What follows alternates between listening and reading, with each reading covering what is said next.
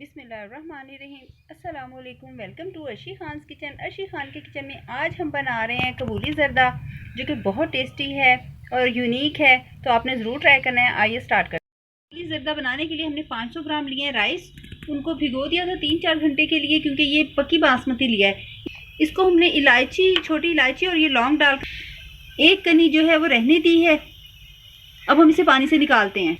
बनाने के लिए हमने राइस को कर लिया है बॉईल, एक कनी छोड़कर इस तरह खिले खिले से बॉईल करने हैं। और हमने इसके लिए ली है चने की दाल। ये 300 ग्राम चने की दाल ली है। इसको भी इस तरह से बॉईल करना है कि सॉफ्ट हो, लेकिन ऐसे एक एक दाना खिला हुआ होना चाहिए। जो शुगर है वो हम ले रहे हैं 600 ग्राम। आप 500 ग्राम भी ले सकते हैं, ये आपके चॉइस पर डिपेंड करता है कि आप कितना मीठा लाइक करते हैं। 1 से 1.5 कप हम ऑयल यूज़ करेंगे। तो ऑयल हम पहले सबसे बेस में पैन की ऑयल डालते हैं। अब हम पैन की बेस में थोड़ी सी शुगर शामिल करेंगे। शुगर के बाद अब हम ये इसमें शामिल कर रहे हैं ये जो बॉइल्ड राइस हैं, इस पर हमने ऐसे राइस फैलाने हैं। ये बॉइल्ड राइस के बाद फिर हम ये शुगर शामिल कर रहे हैं। इस पर ये ऑयल डालेंगे। अब हम इसमें फिर से ये चने की दाल शामिल करेंगे। ये ये जो दाल जो है ये हमने 300 ग्राम ली है। अब ये जो बाकी राइस हैं ये सारे हम इस पर डाल देते हैं। 300 ग्राम दाल थी चने की जो हमने बॉईल की, वो सारी हमने इसमें शामिल की। 500 ग्राम ये राइस हैं, ये सारे शामिल किए। अब हम इसमें ये बाकी जो शुगर है ये भी सारी हमने शामिल कर दी है। ये हम 600 ग्राम यूज़ कर रहे हैं, आप 500 ग्राम भी कर सकते हैं अगर मीठा आपको तेज़ पसंद नहीं है तो। ऑयल हम इसमें 1 कप हम शामिल कर रहे हैं ऑयल का। 1 से 1.5 कप आप यूज़ कर सकते हैं।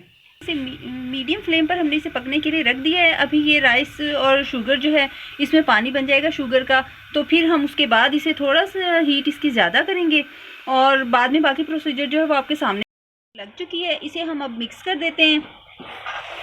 मिक्स करके अब हम इसे ढककर 5 से 10 मिनट तक के लिए इसे ढकते हैं। छोड़ दिया है। ये देखिए जैसा आपकी नज़र आ रहा है ये शीरा बन चुका है। अब ये थोड़ा सा कम होता है तो हम इसे दम पर रखते हैं। यह है इसका कम। अब हमने इसे रख दिया है दम पर। 15 मिनट के लिए हम दम पर रखेंगे इसे बिल्कुल लो फ्लेम पर। और हमने इसके नीचे रखना है तवा। पहले फ्लेम आपने तेज़ रखना है, जब तवा गर्म हो जाएगा तो उसके बाद आपने इसका फ्लेम जो है वो कम करना है। तवा रखने से मकसद ये होता है कि ये बिल्कुल भी इसकी बेस में राइस नहीं लगते, जैसा कि अमूमन राइस जल जाते हैं, बिल्कुल बेस में नहीं लगते।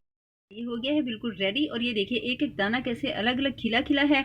तो आपने इसी तरह से बनाना है। और अगर आपको फील होता है कि 15 मिनट तक दम रखने पर आप उनका ये नहीं अभी करनी है, कसर है, तो आप 5 मिनट और रख सकते हैं, क्योंकि अब फ्लेम पर डिपेंड करता है कि आपका कितना फ्लेम था। तो ज़रूरी नहीं है कि आप 15 मिनट में ही इसे डन करें, तो ज़्यादा टाइम भी लगा सकते हैं। दम की आंच हमेशा बिल्कुल हल्की रखें। अब ये हो गया रेडी, हम इसे डिश आउट करते हैं। ये देखिए माशाल्लाह बेस में बिल्कुल भी, ये तवा रखने का ये फ़ायदा होता है कि ये देखिए बेस में बिल्कुल भी नहीं लगे हैं, बिल्कुल साफ़ है बेस, उसी तरह से ज़रा सा भी कहीं नहीं चिपका।